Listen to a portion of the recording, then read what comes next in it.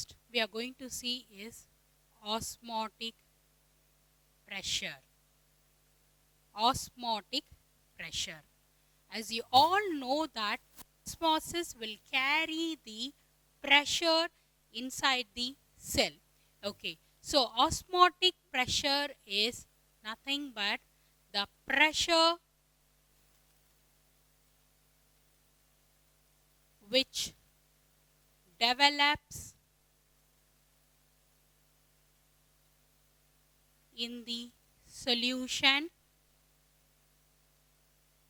when it is separated from pure solvent. Pure solvent is nothing here but water through the semi-permeable membrane. Through the semi-permeable membrane. So this is the definition for osmotic pressure.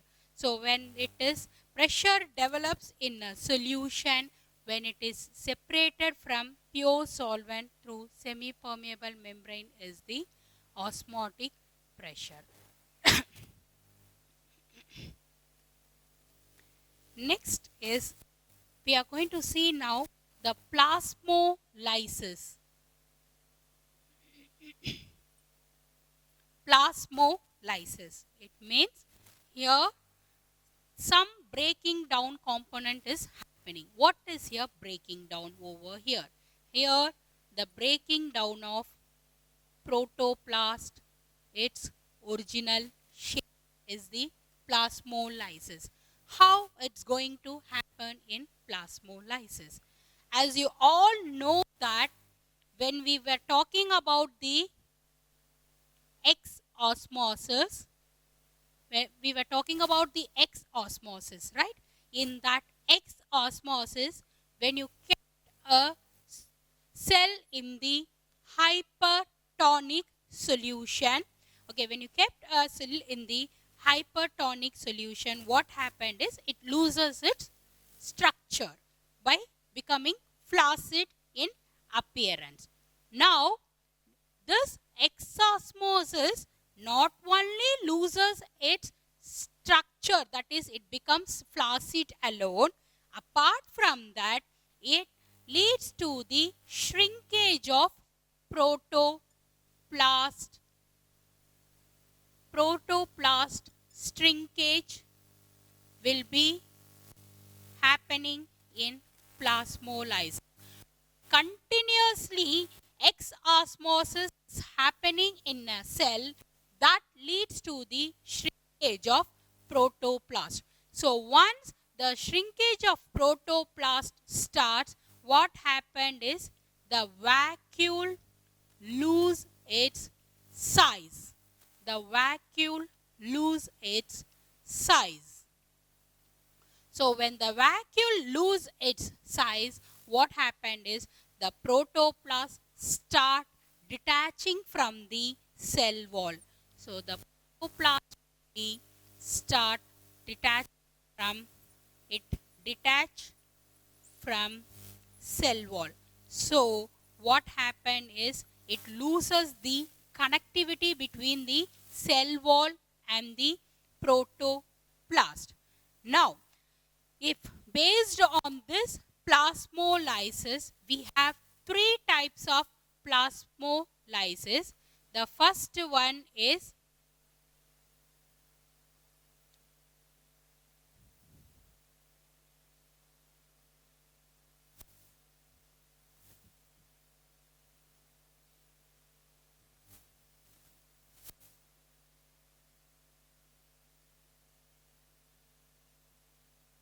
incipient plasmolysis,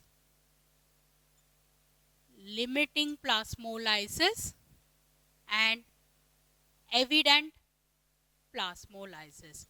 So plasmolysis has three types: limiting plasmolysis, incipient plasmolysis, evident plasmolysis. first one we are going to see over here is limiting plasmolysis. Okay, limiting plasmolysis. When the cell starts, this is the first stage, this is the first stage of X-osmosis.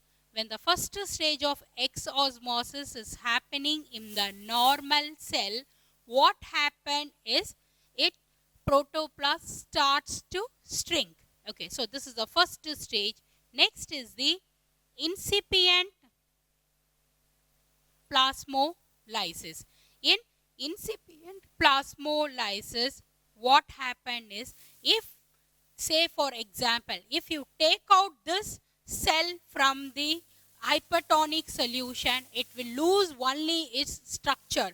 But if you keep on kept it in the exosmosis condition, the cell, that leads to the incipient plasmolysis.